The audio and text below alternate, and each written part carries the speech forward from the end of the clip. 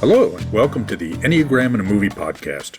I'm Mario Sakura, and this is the place where my co-hosts TJ Dahl and TJ Ingracia and I discuss movies through the lens of the Enneagram model of personality. If you like the show, please remember to rate, review, and subscribe, and join the conversation on our social media pages. For now, grab some popcorn, sit back, and enjoy the show. Hi, everybody. Welcome back to the latest episode of the Enneagram in a Movie podcast. Looking forward to today's sessions. Another really interesting and really enjoyable to me, two movies that we saw this time. Don't know that it could be much different from the last episode we did, which was Enneagram Type 7 and Trainwreck in Beverly Hills Cop. As always, Mario Sakura. I'm here with TJ Dahl and TJ Ingracia, my co-hosts. And TJ Dahl, tell us what movies we're going to talk about today and why. We're going to look at The Imitation Game, which is the movie from 2014, a biopic about Alan Turing and how he led the team to crack the German Enigma machine and help bring World War II to a close just a little bit shorter than it otherwise would have been. And Annihilation, which is a horror movie from 2018 written and directed by Alex Garland. So both movies that explore various elements of Type 5. And we'll get into the nitty gritty, and I'm really excited for this. Good. Yeah, me too. TJ Ingracia, had you seen these movies before? I had seen The Imitation Game, really liked it, had not seen Annihilation. Horror, it's not my cup of tea generally, although it's not like a slasher kind of a horror film. Right. But it is very... I'm a little jumpy, and so especially watching these movies late at night is a little tough for me. But I made it through. Gotcha.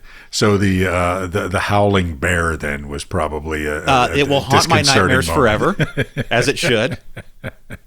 Yeah, and interestingly enough, the director of that movie also wrote one of my all-time favorite zombie movies, and I'm a big zombie movie guy, 28 Days Later, which is the first 28 Days is probably the first movie that ever just really scared the crap out of me. I remember going to see that movie and going home and turning on all the lights. I was home alone, so turned on all the lights. And 28 Days Later was right up there with the same degree of creepiness and hard pass.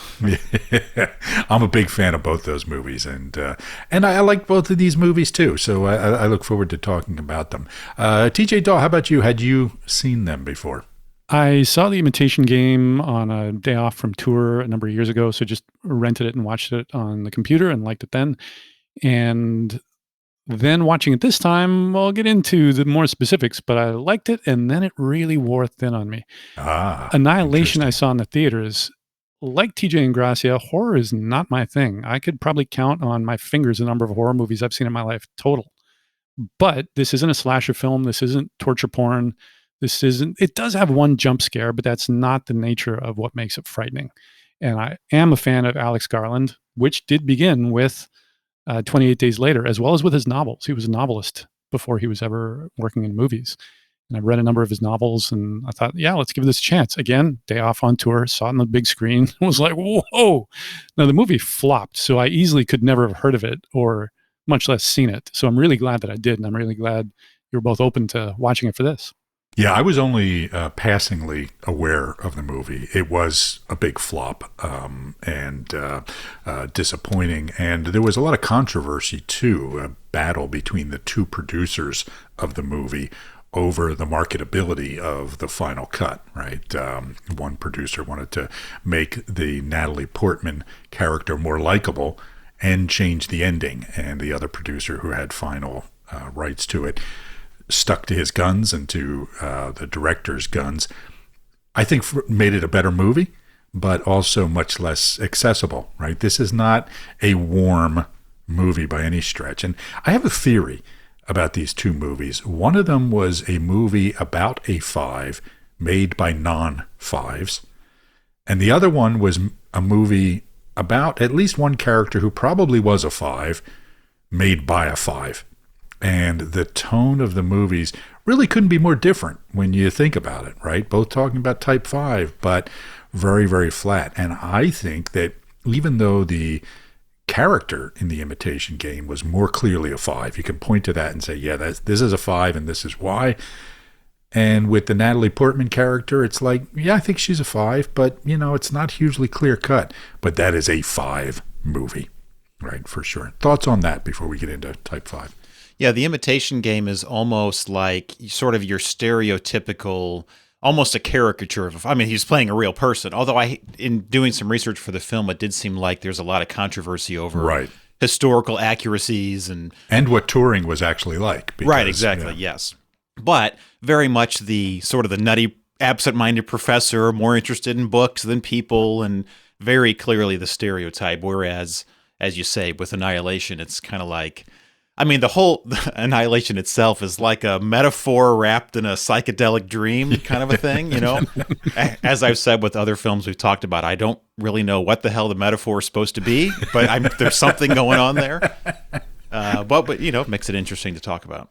Well, it felt very 2001 to me, in a way, right? I couldn't help but think about Kubrick in 2001 with Annihilation. But again, we're getting into that. TJ Dahl, were you going to say something?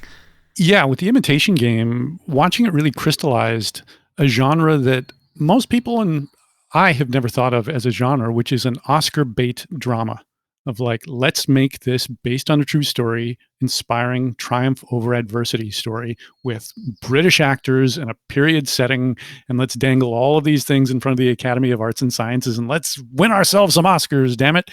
And it did. It at least won one Oscar, which was for the screenplay. And none of those things that I just described are very 5-ish. Like triumph over adversity, inspiring story, that kind of thing, bending the truth to make it a more inspiring story, heartwarming, all of those things, very non-5. And it's this character very much is a 5, like we've talked about, but it's kind of a 5 bent into this particular shape to achieve this end.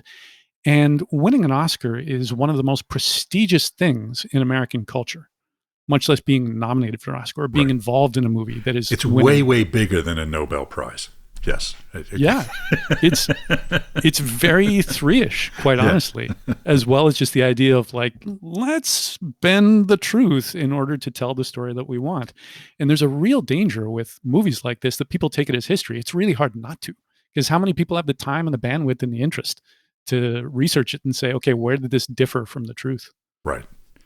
And according to Wikipedia, somebody had quoted in there, this movie was about 42% accurate on the facts, right? That was the number it gave, okay? And I also felt that you could have taken this movie and done a mashup with A Beautiful Mind and, taken pieces of it, mixed them together, made 2 separate movies and not really have known, right? It could have been like a Ron Howard thought experiment in a way, So now that said, I really liked the movie.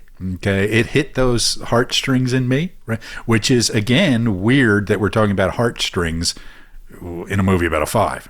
Okay, and it was directed by Morten Tildum, who made a movie I really liked called Headhunters. He's a Norwegian director, and it was a Norwegian movie. I really enjoyed Headhunters, but boy, couldn't have been more of a different movie than this. Kind of an erotic thriller, as I remember when I saw it years ago. Anyway, so fun stuff. It's going to be a rich conversation here, but we're jumping ahead here and, kind of talking about 5s before we're talking about what a 5 is. So let's go to that. Enneagram Type 5 is what we call striving to feel detached, right? So it's a cerebral, analytical person who is trying to create a buffer between themselves and the world, an emotional buffer, so they're not impacted by their emotions as much as they might be. Now, this is not to say that they don't have emotions. In fact, most 5s will say to you, yes, I have emotions, I just kind of keep them to myself. And if I ever let them out, there's going to be this explosion and that sort of thing. So they can be very sweet, very sensitive people, but again, they're trying to create an emotional distance between themselves and the world, to detach from it. The connection, we call the connection to point 8 the neglected strategy, meaning that they neglect striving to feel powerful. Then this does not mean that they're not powerful people. Okay, Warren Buffett is a type 5. Bill Gates is probably, is a type 5. These are really powerful people. The characters in this movie are powerful people, but it's an intellectual sort of power. It's not a physical, visceral, strong presence in the room kind of power that we see in type 8. And it's a tendency really to not so much engage with the world, physically and, get down into the dirt. A lot of it tends to be very cerebral. Now, there's this myth that all 5s are really smart and, very much cerebral. They're in their, they're investigators, want to know all these things. That's not necessarily the case. I've met some 5s who, quite simply are not going to invent the computer. Okay, or figure out how this whole alien refraction of DNA works. Like we see in our 2 characters in the movies, but there is this sort of cerebral quality to them, as if they live in their heads rather than in their bodies. The connection to point 7 is what we call the support strategy. And in fact, 5s have a tendency to get excited about things intellectually in a way that actually pulls them away from the world, right, rather than pushing them to engage in it. And again, we see this particularly in the Turing character, and we will call him the Turing character, really, rather than Turing himself, because apparently it was a very different character. But it's almost like I get excited about things that don't have to do with people. Okay, so that I can, get into my work and I can get really enthusiastic about it and that sort of thing. So striving to feel excited actually reinforces detachment. The core qualities are intuition, vitality, and joy at points 5, 8, and 7. And again, the 5 feels disconnected from those things. They feel disconnected from the intuition of their inner knowing, so they rely on the knowing of the head, of the analysis, of the stepping back to figure out. The classic vice, fixation, and virtue, the vice is avarice, meaning this sort of holding on to things. It's sometimes called greed, but it's not a greediness of, I want your money sort of thing. It's not I want what you have, it's I want what I have and I don't want you to take it from me, particularly my energy. It's not like they're, holding on to every last penny, although you might see that in a preserving 5, but it's more of don't suck up my resources, energy, etc. Stinginess is the fixation. Again, it's this holding on to something. There's a lot of overlap to those 2 things. And the virtue is non-attachment. It's this not only letting go of this need to hold on to myself, but the ability to be detached in a healthy way. I can express my emotions, but not become fixated on them, right? I can engage with the world, but not feel like I need to, rather than feeling like I need to hold it at arm's length and so forth. So the virtue is more along the lines of this sort of Buddhist concept of non-attachment, where I'm engaged in it, experiencing, but not attached to what's happening at the time. What else would you guys say about 5s that I didn't talk about? The affective 5 quite often goes between flat and really prickly. And I have witnessed and been friends with different 9s who have misidentified as 5s. Because one of the things that's talked about with 5s is how they like to get into something. If a 5 is interested in a topic, they will go down that rabbit hole and stay there for a long time and not want to be disturbed. Well, 5s aren't the only kinds of people that do that. All kinds of people might do that. 9s have been known to do that, to get lost in something. The difference is 9s generally are pleasant and self-effacing and approachable. And Russ Hudson, who's a 5, said no 5 has ever been described as pleasant and self-effacing. There's this sharpness to 5s. And 5s, no matter how intelligent they themselves are, value intelligence. And the correlation to that is that they really have a disdain for a lack of intelligence. And if they see somebody spouting off something that they consider to be unintelligent, a 5 will come in and throw a dart at that thing and kind of make blood sport out of taking that person down, almost like they're vivisecting an insect, plucking at one wing and one leg at a time with cruel precision because they know they can. And a great phrase that Russ came up with once as well is he said, a 5 is like an 8 just compacted into a skull. So yeah. So first of all, I want to be careful to everybody out there that we're not, portraying 5s, all as kind of psycho killers and the people that are going to pull the wings off. Not all of them. Not all of them, right? Yeah, 96, 97% maybe. But no, I'm kidding. But what you're saying, TJ, I agree with you as a a pattern that we see in 5s. So in my work, the way I think about this is because they're kind of neglecting that strategy of striving to feel powerful, this sort of, physical, visceral engagement with the world, they express that anger at point 8 intellectually, right? So there's this intellectual hostility that they have. You're absolutely right. It's they can turn this thing on and just dismiss and demean and insult people who they view as stupid. Okay, and again, we certainly see this in The Imitation Game as an approach. All right, so let's get to talking about the movies here. And TJ Ingrassia, you're going to tell us about The Imitation Game. The Imitation Game is the 2014 historical drama starring Benedict Cumberbatch as Alan Turing, the renowned British mathematician, logician, and cryptanalyst.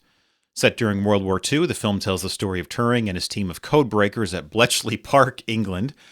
Their mission is to decipher the complex German Enigma code, which was believed to be unbreakable and crucial to the outcome of the war. Turing, a brilliant but socially awkward mathematician, faces numerous challenges, including skepticism from his colleagues and the pressure to complete their work before the Germans change the codes.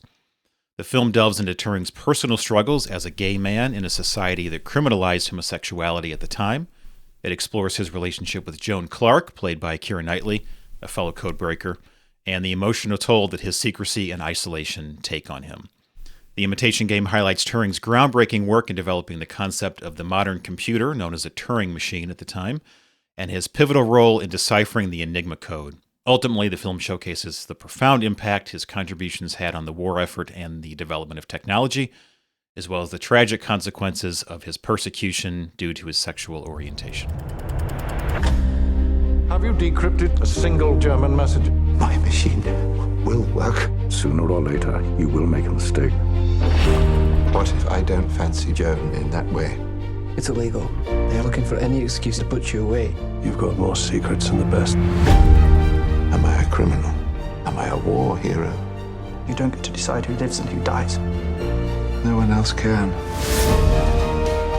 You will never understand the importance of what I am creating here. My God. Yes! Sometimes it is the people who no one imagines anything of, who do the things that no one can imagine.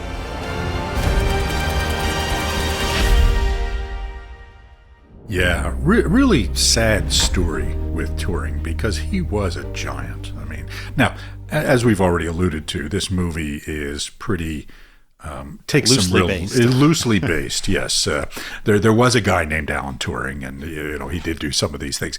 But today he's increasingly more relevant as we move toward an AGI, right? A artificial general intelligence.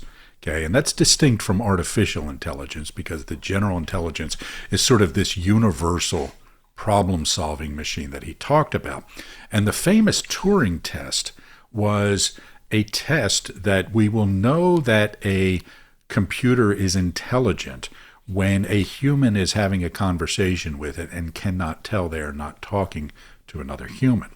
Now, what's interesting about this is that Turing's view was this not only gets into the nature of machines, but it gets into the nature of what is intelligence and sentience to begin with, right? What makes a human intelligent? What's the distinction between humans and animals, one human and another, etc.? So these are all really interesting and important philosophical themes that are becoming increasingly important as we move in this direction. So, and by the way, it just is interesting as we're recording this, the latest issue of Philosophy Now magazine, which I'm sure you guys subscribe to, right?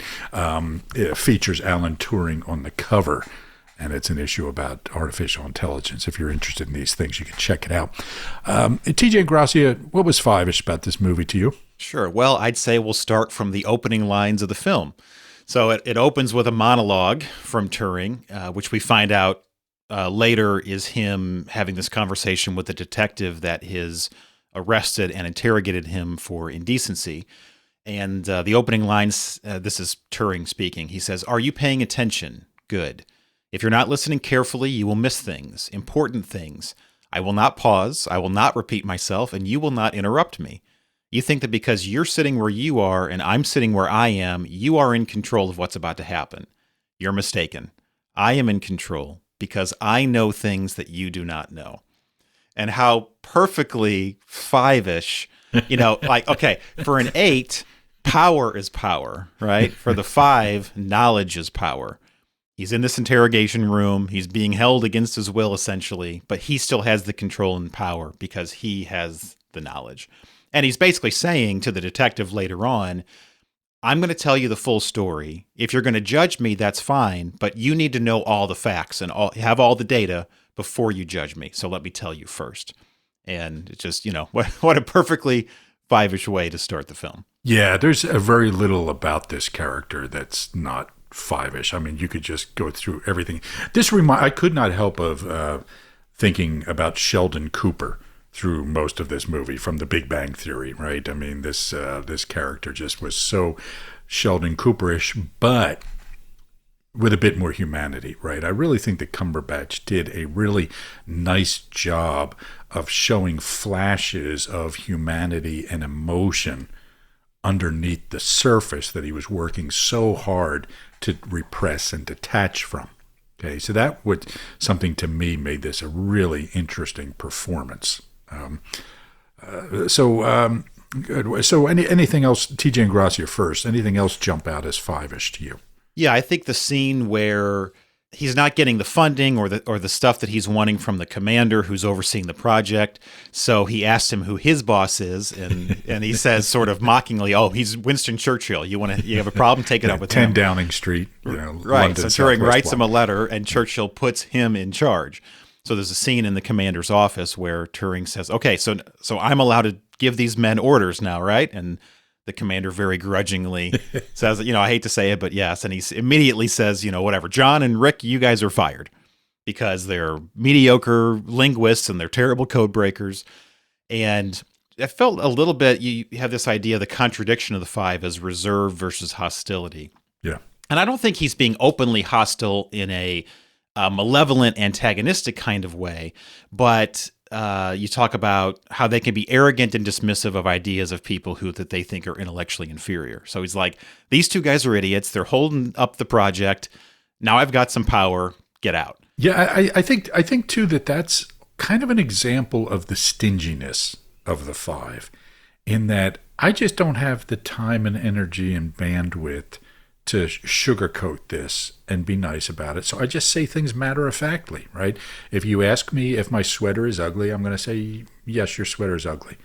And no offense, I don't mean this is objectively true. That's an ugly sweater and it doesn't fit, and and so forth. So I agree with you. It wasn't this, in these cases, hostile in that sense. It comes across as hostile because it's insensitive, for sure, right? And there's a difference there, but great. I like that. TJ Daw, what was five-ish about this movie for you? Well, just to build on that, he wasn't firing those two guys because they had slighted him in some way. There's no earlier scene where they're excluding him or teasing him and he misunderstands it. It's very much the equivalent of saying, I need these two guys off my basketball team because they're too short. It's simply a statement of fact. They're mediocre linguists and bad code breakers. I need them off this team so the team will work better. I'm trying to solve a problem. If this was an engine, I would replace cogs that aren't the right shape. That's what these two guys are. Yes. Feelings, unnecessary. Don't need to go into that. Yes. Yeah. At the beginning of the movie, when he's brought into the team, he says, I prefer to work alone. I'm afraid these men will only slow me down. Similarly, he says this in front of them. Like Yeah. just it combines disdain for less intelligent people as well as lack of sensitivity or even awareness of social graces. Like, I'm just stating a fact. I'm smarter than them. I'm one of the best mathematicians on the planet. He's not saying this. He says that in his interview and not in a self-aggrandizing way, Right. but simply as a fact. Similarly to how somebody would say, I'm one of the tallest people on the planet. Right. Like, you can measure this. Right. This is what I bring to the table. Right. And he was also, on that point, objectively comparing himself to falling short of Newton and Einstein, right? So it's not like he was saying, I'm awesome, look at me. It's like, yeah, well, compared to Newton and Einstein, I'm a little behind the curve, but compared to these idiots, it's a different story. Yeah, and he's not saying he's going to be the next Newton or Einstein or that he's going to surpass them. He's just very, at least from his point of view, objectively looking at, like, who are the smartest mathematicians there's ever been? What have they done? What age did they do them at? Where do I fit in? Okay, I'm there. And here's this great puzzle. And fives are often puzzle solvers. They love an intellectual challenge. The entire TV series House was based on that. House is this expert doctor who only takes on cases that are challenging enough to interest him. So in the interview scene with Commander Denniston, played by Charles Dance, who was Tywin Lannister on Game of Thrones, another great one authority figure, Yes. like many in these movies. It's essentially you just took Tywin Lannister out of Game of Thrones and dropped him into the Imitation Game. It's the Imitation Game of Thrones. We need a hard-ass one Yes. to be in charge and to oppress our hero. He's about to not get the job, and then he just volunteers the fact that he knows what they're trying to do is break the German Enigma machine. And he says it's the greatest encryption device in history, and the Germans use it for all major communications. If the Allies broke Enigma, it would be a very short war indeed. You need me a lot more than I need you. I like solving problems, Commander, and Enigma is the most difficult problem in the world. And the Commander says, everyone thinks Enigma is unbreakable. And he says, good, let me try and we'll know for sure, won't we? Again, just stated as a fact. If I can't do it, nobody can. Yeah. But you can also feel the catnip of this, like, hardest problem in the world dangling in front of him, and that the five mind responds to that of like, oh, I want that. Give me that challenge. Give me the hardest challenge there is. Yeah, and again, we'll say, I do want to, reiterate that not every five is a genius, and not every five is quite as intellectual. Some of them are, their detachment is just about detaching from the world, and they're not as interested in things. They're not huge readers. I know fives who don't read, for example, and most people would say, oh, how can that be, et cetera, et cetera. They just express their fiveness in other ways, right? So for what it's worth. Yeah, but good stuff. Okay, what else, TJ Dahl? Well, just to build on that too, a five might find a challenge in breeding the world's most beautiful orchid or the world's largest pumpkin. Right. So they might be like a soil scientist, and it's practical. They might supplement that with reading, but they might be in there. And something Russ has said about fives is like, fives like to get into things, which is why Riso Hudson calls five the investigator. I'm not just going to observe a problem. I'm going to get in there. I'm going to get my hands dirty. I'm going to get dirt under my fingernails as I'm trying all kinds of things. Lack of interest in social graces. There's a scene when Joan Clark, the Keira Knightley character, convinces Alan Turing that he's not going to succeed unless the team is on board with him. So he brings everybody an apple at work and then tells them a joke. And he tells it in this stilted, awkward way, very much as if he's a robot or an alien who has researched what humor is and has heard of it, but has never actually experienced it. And everyone just listens to this in kind of a curious, tolerant way of like, oh, look at this. Look what the robot's trying to do. Tell a joke. It's not funny in the slightest, but he's trying. And good job. We appreciate it. And I think that moment was, again, whether it was contrived or not, I think shows how people tend to feel about fives. That at first they take this detachment, this directness, this insensitivity as something personal. And then something happens when they realize, oh, wait a minute, they're not doing this to be a jerk. They really just don't get it. And they start to see this underlying sweetness of the five. And you'll see people's attitudes change toward that person pretty dramatically once they get, oh, now I get why they do this. Right? And I think that was a great example of that. Yeah, it's very childlike in some ways. A child will say something not because they're trying to hurt your feelings, because they haven't learned yet. Oh, you don't say these things in polite society. Yes, right. Exactly. Oh, well, why should I be nice to? Why should I talk to people? I had a client one time. I've told this story. I don't know if I've told it on the podcast before, but great guy, a 5. Brilliant, super nice guy. I would sit and meet with him and talk. He was just a really sweet guy. And everybody found him to be completely inscrutable and didn't know how to approach him, didn't know how to interact with him. And so I said to him one time, do you ever go out and engage with people in the office? And he said, well, no, but my door's always open. And I said, well, when's the last time one of those people walked through the door? And he just kind of laughed and he said, oh, well, that never really happens. And I said, okay, well, you've got 200 people out there reporting to you. I want you to go out once a day, just walk around and talk to one of them. And he said, oh, that's a great idea. What should I talk about?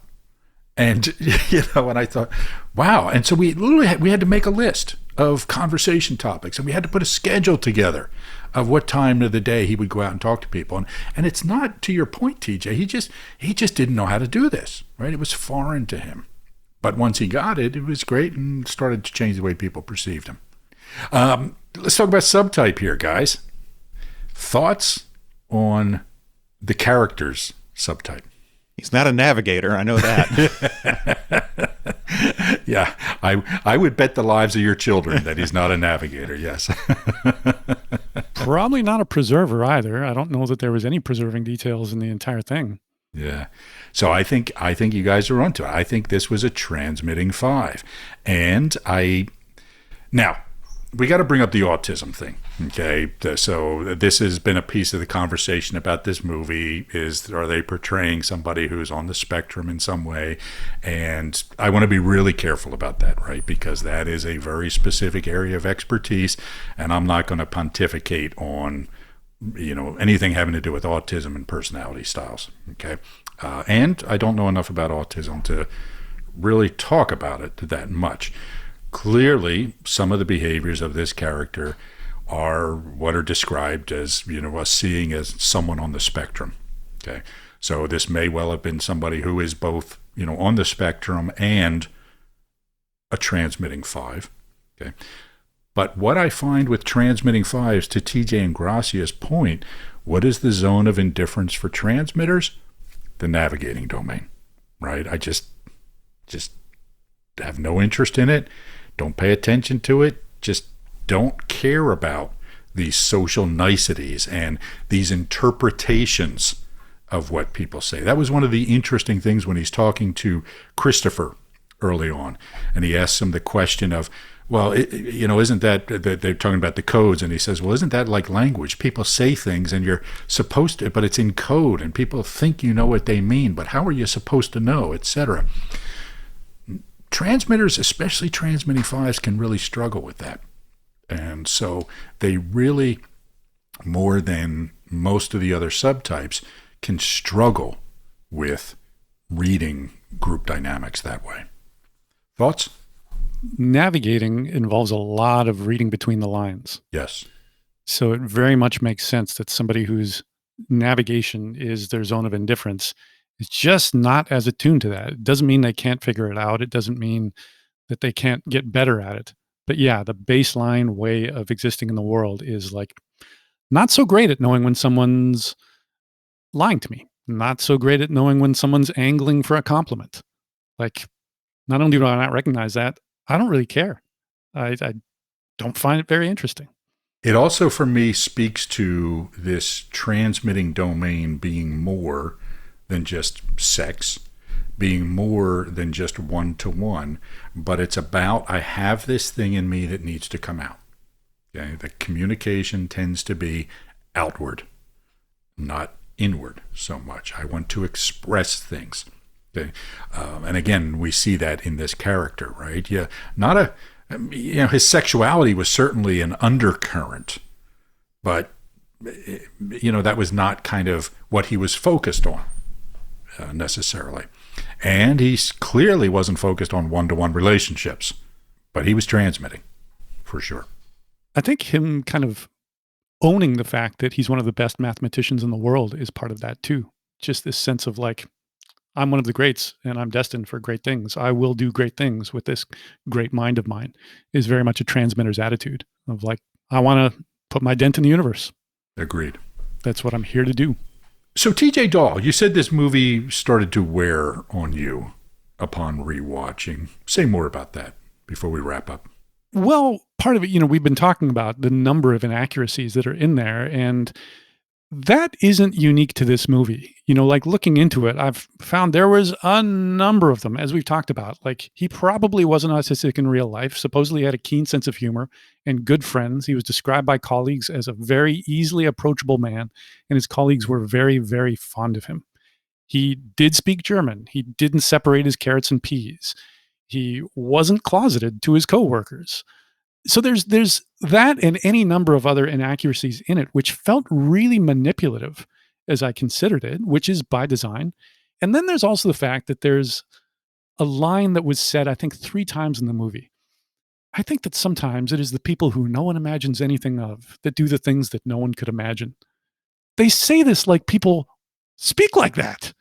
Like in moments of tenderness, like any real person has ever said something like that. Oh yes, well here's this inspiring quotable phrase that I'll just reel off the top of my head, and then 20 years later I'll repeat it to somebody else who really needs to hear it. Yeah. And there are a lot of people out there who we don't imagine anything of for really good reason. Right. So, yeah, it always reminds me of whenever I hear some conspiracy theory crackpot saying, well, they thought Galileo was crazy too, and Semmelweis was crazy. And I say, dude, Galileo, right? I mean, come on, come on. Right? So, yeah, I hear you. Yes. So all of those fair points. And I love the movie. So, for me, yes, it was depressing to read the Wikipedia page that points out all these errors. And you kind of go into these things like with A Beautiful Mind and so many other movies that are based on a true story sort of thing. These are movies. And to fit a complex life in the midst of World War II and all these other huge events into a 2-hour movie that is going to be interesting to people is not very easy to do. It would be a documentary series, but I completely agree with you. It would be nice if they could take greater pains to be more accurate in some of these things. I can almost picture it as a comedy sketch of like, here's our movie about the most brilliant mathematician in the world, and he's friendly and funny, and his coworkers like him, and he's functional. Well, it was also, I noticed there was another trope here. The weird 5 scientist pitted against the suave 3 scientist, who seems to be the top guy, but is just waiting to be taken down a peg by the quirky, weird, hero of the movie. So it reminded the same sort of thing in A Beautiful Mind, and I'm sure it has been other places, but it was in this movie as well. A character we haven't talked about, Stuart Menzies, played by Mark Strong. That was an excellent 5 character. And I'll tell you something, anything that Mark Strong is in, I will watch. I just love that guy. When he's in a movie, Wonderful actor. I'm in. Mark Strong's in, I'm watching. Right. And he's quiet. He sees everything. He usually doesn't say anything. He's gathering intelligence. He's keeping secrets. He's playing people like a puppet master. He's very much the 5 archetype of the mastermind. Right. And when he fishes and uncovers the fact that Turing knows who the Soviet spy is, there's a lot of subterfuge just in his manipulation. It's ultimately harmless, but he's just, he knows what's going on. He knows exactly who the Soviet spy is. He had him placed there deliberately. He uses him to send the intelligence to the Soviets that he wants, which, by the way, also never happened. Like, no truth to any of that. But still, like, very much a great 5 archetype. And supposedly that character is the basis for M in James Bond. Oh, interesting. And the letter M was taken from his last name, Menzies. Oh, interesting. I thought of him as kind of a polished George Smiley, in a way, right? The Jean Le Carré character. Yeah. If you want to find out more about my work with the Enneagram and organizations of all kinds, or our certification programs, visit me at mariosakura.com or follow me on social media. Hi, I'm TJ Daw, and I do one-on-one consulting on creative projects of all kinds, as well as Enneagram coaching. I teach an online course on how to create your own one-person show, and I speak at events and perform shows of my own. For more information, go to my website, www.tjdawe.ca. This is TJ Ingracia. To check out my YouTube series Typecast, which explores the Enneagram through film and television, go to youtube.com/typecast. And if you're interested in my professional video production services, check out tjingracia.com. We've had fun with The Imitation Game, so we're going to move on to our next movie, which is Annihilation. And now for something completely different. TJ Dahl, tell us about Annihilation. So Annihilation came out in 2018, written and directed by Alex Garland, and it tells the story of Lena, played by Natalie Portman, a former soldier who's now a biology professor. And her husband, Kane, played by Oscar Isaac, is in the U.S. Army, and he's been missing for a year and is presumed killed in action. And he reappears without any knowledge of where he was or how he got back before he starts hemorrhaging blood. So he's put in quarantine, as is she, and it's revealed that he had been sent into something called the Shimmer, which is a mysterious and slowly expanding disruption of unknown origin and unknown properties encompassing a state park and a nearby town which has long been evacuated. And no search party or equipment or animals have ever emerged from it until Kane somehow did. So Lena joins 4 other scientists, all women, as they go into the Shimmer. And once in there, after a number of strange occurrences, they conclude that what the Shimmer does is it causes DNA to blend, mutate, and grow in any number of ways. As Lena makes it to the origin of the Shimmer, based in the downstairs of a lighthouse, she discovers her husband's body because he had killed himself and been replaced by a double seemingly created by the Shimmer itself. And then the Shimmer soon creates a double for her, which she hands a phosphorus grenade, and the double then uses to ignite the alien life and somehow brings an end to the Shimmer. And the story ends with her being reunited with the double of Kane, and a close-up reveals that they both have DNA altered by the Shimmer. And this alien life hasn't exactly evaporated, but will possibly live on in him and in the two of them, as she has concealed this from the Army interrogators who have been getting her story, which is the framework for the entire movie. Can you describe its form? No. Was it carbon-based? I don't know. Did it communicate with you? It reacted to me. You really have no idea what it was.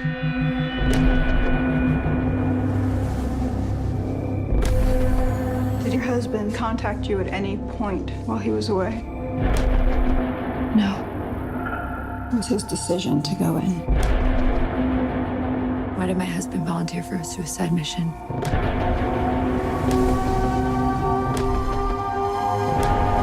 You have to tell me where he was, what he was doing.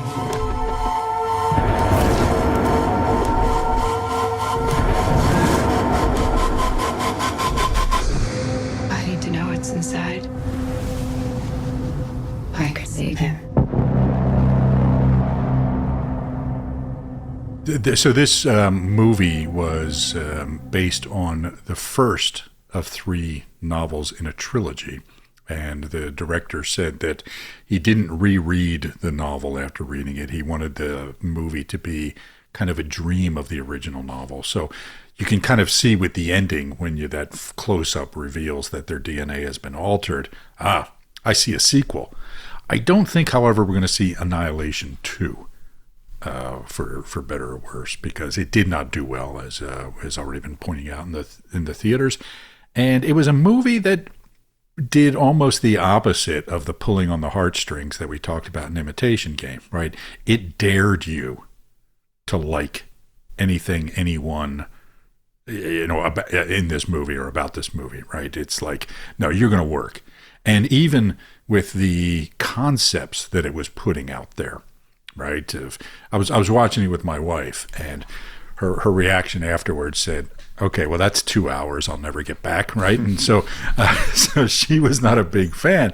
And my wife's a reasonably bright person, but she would stop me a couple of times and saying, all right, what on earth is going on? What does that mean, et cetera, right? And, there were a couple of times that I ended up going to Wikipedia to say, all right, well, let me dig into this a little bit. And what I loved about this movie, one of the things I loved about it, I don't know that I would say, oh, I love this movie, I can't wait to watch it again, but it wasn't afraid to say, go get a dictionary, right? Yeah, I'm not going to stop and explain things to you. You're going to work for this. Who does that sound like? Sounds like a 5. It sounds like a 5. And that's why I said, at the beginning of the episode, whether this character was a 5 or not, it was a movie made by a 5. Okay? Whereas the other one was a movie made about a 5 by somebody who was not. So anyway, I interrupted and digressed. TJ Dahl, what was 5-ish about this movie for you? Well, for one thing, as I mentioned at the top of the episode, flat affect. Both the Natalie Portman character and the Jennifer Jason Leigh character. Jennifer Jason Leigh plays a senior scientist. Both, I thought, were strong examples of 5s, as you can see in their affect. The few times that they're pleased by something, if you rated smiles on a scale of 1 to 10, it would be like a 0.3. Of just this, exactly the thing happened that I wanted to happen, or something confirmed my theory. Good. And there's a smile that you can only see if you're looking for it. So they're very much like that. They're not emotionally demonstrative. There's the search for knowledge. That's a big part of 5s. Is like, I want to know more about the topic that I'm interested in. So, in the interview between Dr. Ventress, Jennifer Jason Leigh, and Natalie Portman's character, she says, why are you going into the Shimmer? She says, mission statement is to reach the supposed source, acquire data, and return. But I don't think that that's your mission statement. No, I've been watching the phenomenon for a while now. I profile the volunteers. I pick the teams. They enter. I watch it grow closer. There's only so long I can do that. They need to know what's inside. Yes, I do. So do I. So there's this mystery happening, and I want to know what it is. And I'm only going to stand on the sidelines for so long. Something about 5s it says in the wisdom of the Enneagram is 5s are attracted to exceptions to the rules and the places where the rules break down. That's the whole premise of this movie. Here's this strange temporal anomaly that nobody understands where it comes from or what it does. Nothing returns from it, including electronic signals. So let's get in there. And once they do get in there, mysterious things are happening, which, at least from the 2 5s, does not elicit a response of, we got to get the hell out of here now. Our lives are in danger. It's more like, let's go deeper in. Let's find out more, because this is getting juicier for the part of me, which is a lot of me, that wants to go into the unknown, wants to know something that nobody has ever known before. You mentioned the show House earlier, and this idea of, I'm only interested when this is interesting. Right? Don't bother me with run-of-the-mill mundane, but I want a puzzle. I want something curious. I want something unique to figure out. And just to close the loop on our episode here, or at least tie a couple of things together, House is based on Sherlock Holmes. It's basically Sherlock Holmes goes to the hospital. And, of course, Benedict Cumberbatch plays Sherlock Holmes in the wonderful BBC series where he plays another transmitting 5, which is what House was as well. I've heard people make the argument that House is a 6. No, it's transmitting 5 for sure. So. Textbook 5, yeah. as is Cumberbatch's portrayal of Sherlock Holmes, probably Sherlock Holmes in general, but particularly Cumberbatch doing it. All these great scenes when he's explaining how he figured something out, and the camera shows how his thought process went from this to that to this to that to this to that. Right. The rapid fire brilliance of the 5, like on display. It's beautiful to watch. Yeah. As well as his complete lack of social graces. Yes. TJ and Gracia, what was 5-ish about this movie to you? Then I'll come back to you, TJ Dahl. As you guys have said, it's a much more understated.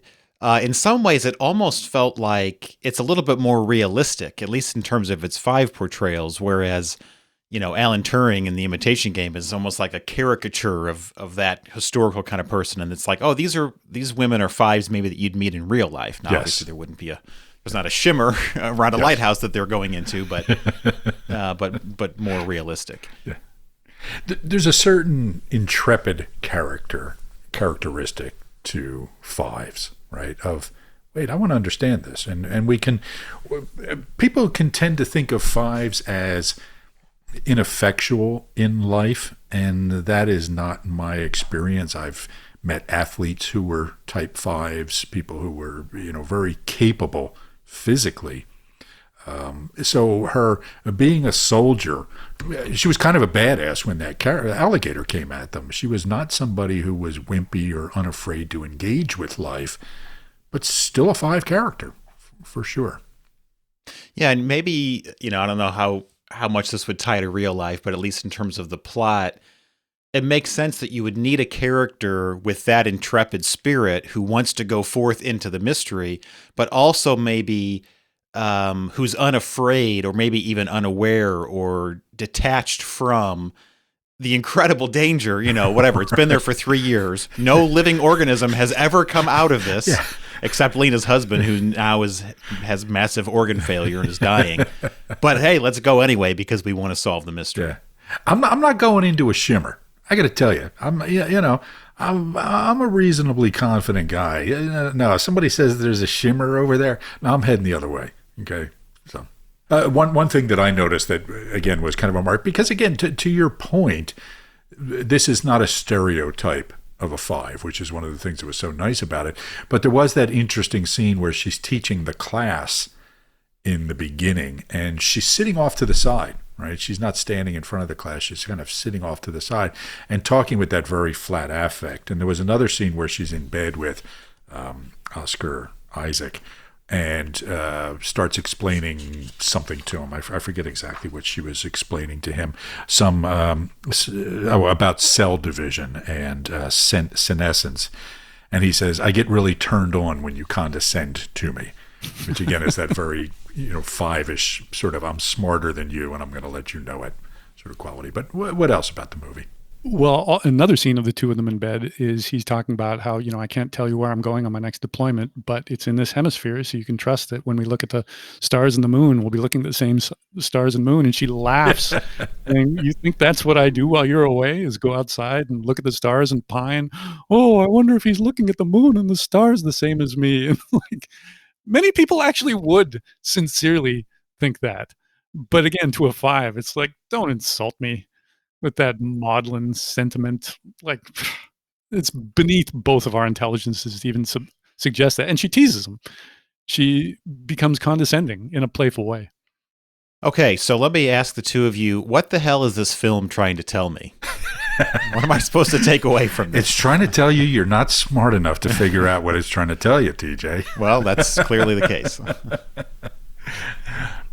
TJ Dahl, any thoughts on that? Yeah, there's a, well, for one thing, Russ Hudson, who has met David Lynch and loves David Lynch's movies and quotes him all the time, said that David Lynch himself claims that he does not know what his movies mean, and he doesn't care to find out. Because all kinds of people come up with theories of like, this is what really happened in Mulholland Drive. This is what's really going on in Twin Peaks. And he has no time for any of that. Let it be abstract. Let it be bizarre. Let it be unknowable. And same with the ending of 2001. It's deliberately obscure. It does not spell it out for you. So I think there's a lot of that going on in this, is like, you're not supposed to know what's going on. But a major theme in this is self-destruction. And there's that scene where Dr. Ventress just talks about it. She says, almost none of us commit suicide, but almost all of us self-destruct in some way, in some part of our lives. We drink, we smoke, we destabilize the good job, the happy marriage.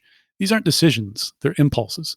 In fact, you're probably better equipped to explain this than I am. You're a biologist. Isn't self-destruction coded in us, programmed into each cell?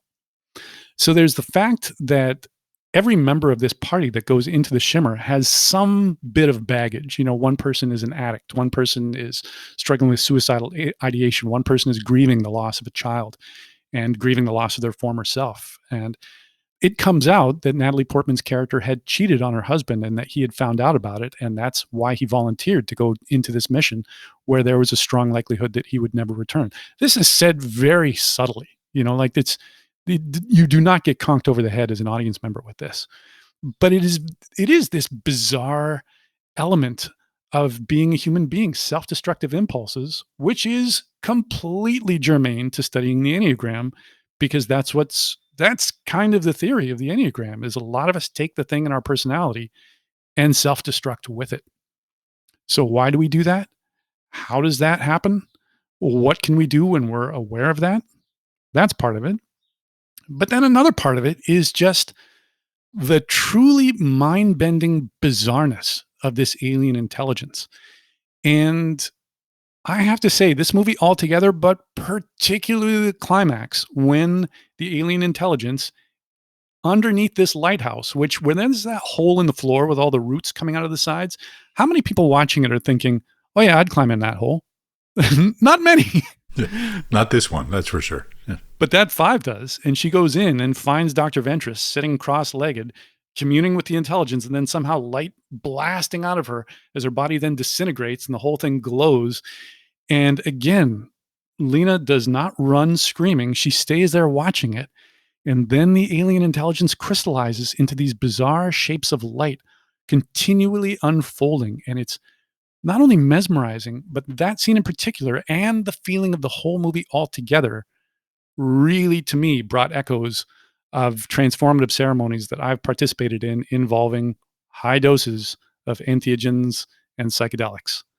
So I'm going to put a slightly different spin on this while taking the, I can't remember if it was Homer or Bart Simpson summary of the meaning of life is, oh, Marge, life's just a bunch of stuff that happens. Okay. So for me, yes, self-destruction is a thing. And the takeaway for me is that life always finds a way.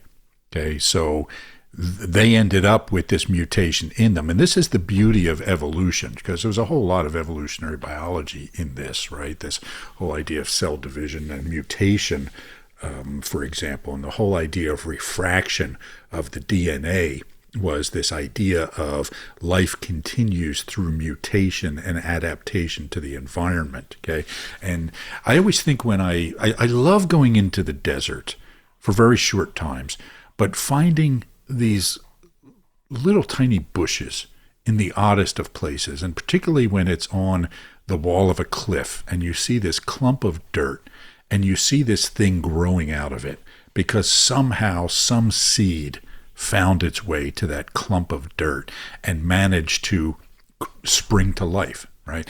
Life always finds a way in the midst of destruction. And I would disagree with Freud a little bit this way, in this idea of us having a death instinct.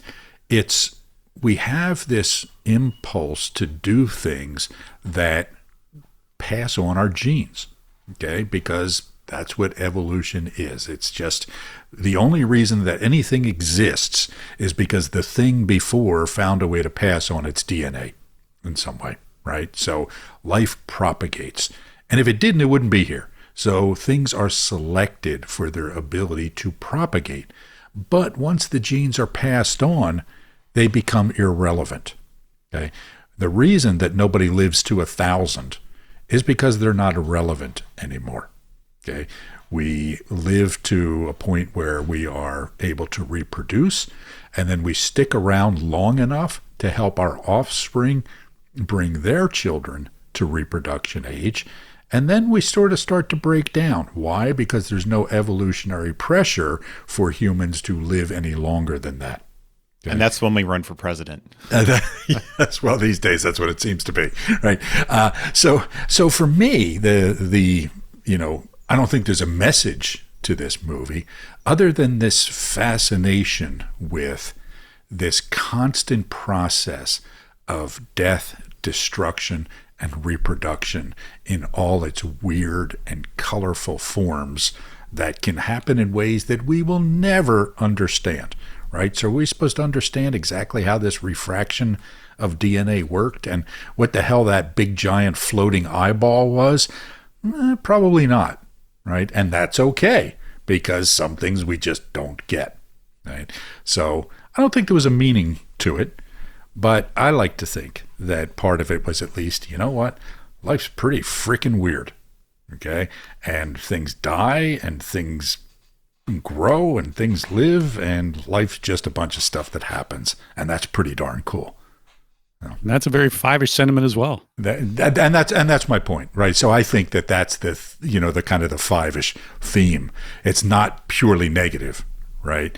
About everything becomes annihilated. That in a way, nothing really does. Yeah. All right. Well, that was fun, and I'm sure Alex Garland would say, these guys have no freaking clue what they're talking about, but that's okay. It's our podcast and we get to say whatever we want. All right. So, so with that, TJ Dahl, tell us about other 5 related movie themes. For one thing, there are, I think, an overabundance of 5s in the canon of well-known film directors. So here's just the ones that came to me. Christopher Nolan, Stanley Kubrick, David Fincher, David Lynch, David Cronenberg, Darren Aronofsky, Werner Herzog, Lars von Trier, Ari Aster, Tim Burton, Terry Gilliam, Jim Jarmusch, and Christopher Guest. That sounds like I'm going to go kill myself afterwards movie festival. Yes. If there was a film festival of the works of any of those, you'd find a lot of 5s in the audience. A lot of people who don't see too much of the sun. Right. You'll find a lot of 5s working behind the scenes in movies is my guess. The kind of people who work in technical departments whose names and faces the public never find out, and they are fine with that. One such person is Walter Murch, who is a sound and video editor who worked on such famous movies as The Godfather and Apocalypse Now. And there's a great book of interviews with him called The Conversation, where he was interviewed by Michael Ondaatje, who wrote the novel The English Patient, and they met on the set of The English Patient. And he talks about his process, both working in film and outside of film. And he's got an eclectic series of interests. So he translates the work of an obscure Italian poet. He can play the music of the spheres on piano, which is based on the distances between planets. He's an expert on bees, things that Clay Toomey, who was who was a guest on our Shawshank episode, said, things that he would have no business knowing. He knows a lot about. And genres, I would say horror movies and nightmare kind of movies, disturbing movies are very much the 5 territory. Spy movies, like we talked about, the more quiet, like realistic spy movies. Science fiction as opposed to space fantasy, so not Star Wars and not Star Trek, where there's no reference to like, how do they travel at light speed? How do they maintain gravity on their ships? But like science fiction that's grounded in at least some reality, like The Martian or Interstellar. Dark, offbeat comedies, like Terry Gilliam's movies or Christopher Guest's movies. Documentaries, talked about that with Type 1, but 5s love going down a rabbit hole. So if it's a documentary on an obscure subject that the 5 is interested in, that leads to another and another and another, that's all to the good. Experimental films. And finally, B movies. If you've ever known somebody who watches B movies ironically and loves to catcall them, like the cast of Mystery Science Theater 3000, that is very much 5 territory of like, let's dig into this obscure, forgotten treasure trove of really bad movies, and let's get in there and let's look at how bad they are, and let's sneer at the creators, as well as like the unexpected brilliance that can come up, or just the ham-fisted acting and writing and directing. Let's get in there and all its ooey gooey goodness / badness. Great.